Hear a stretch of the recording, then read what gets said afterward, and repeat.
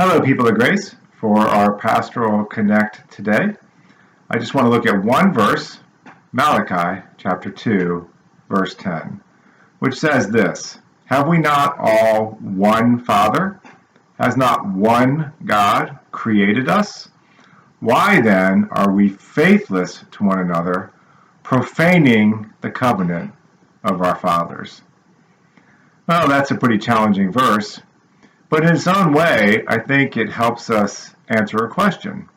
And that question is, what really is at the core of what we call faith? Faith, like many of the best and deepest concepts of Scripture, is like a many-faceted jewel. It has a lot of facets to it. And a lot of different components. Faith can have to deal with our confidence. Faith can deal with trust. Faith can deal with not needing overwhelming evidence, that ability to kind of just step out and walk on the water, so to speak, even in the storms. But at the very core of faith is this idea of covenant and loyalty to that covenant. And that's what Malachi chapter 2, verse 10 is focusing on, especially moving from challenging the priest and the leadership structure to challenging all the people about what it means to have faith. And in Malachi, the focus on faith is seen by what Malachi emphasizes as negatives. Number one, they dealt faithlessly or even treacherously with one another.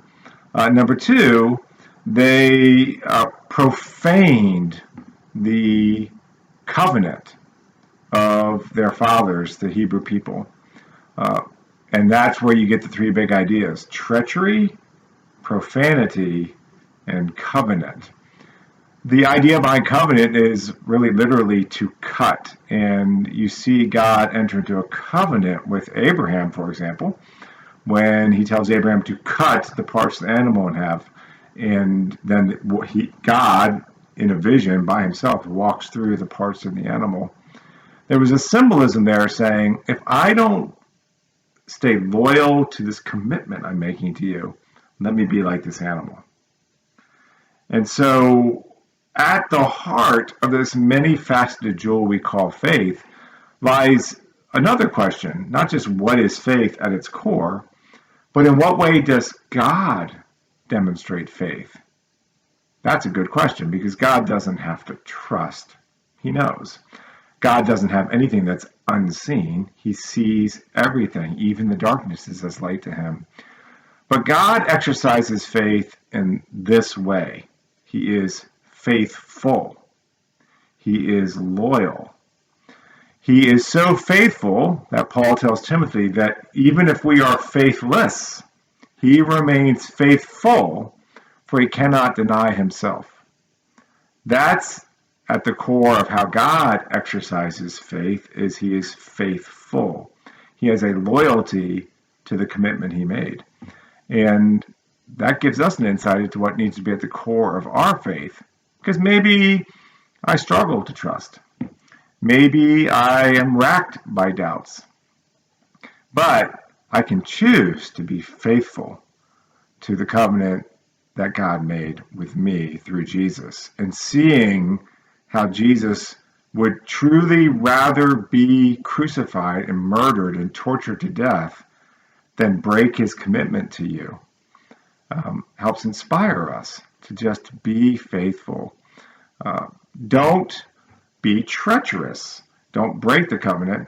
And part of being faithful means don't profane the covenant. Don't treat the covenant like a common thing, like profanity, like improper language. Treasure it, value it. It's a beautiful thing. It's special. And when you do that and you're being faithful and trustworthy and you value your walk with God regardless of what anyone else does, then whether you think you do or not, you have a measure of faith that's admirable and praiseworthy, and really, in the end, both a gift from God and, through the work of his Spirit, your gift back to him. We can all choose to be faithful and keep plodding along, and that, in the end, is the make or break of faith.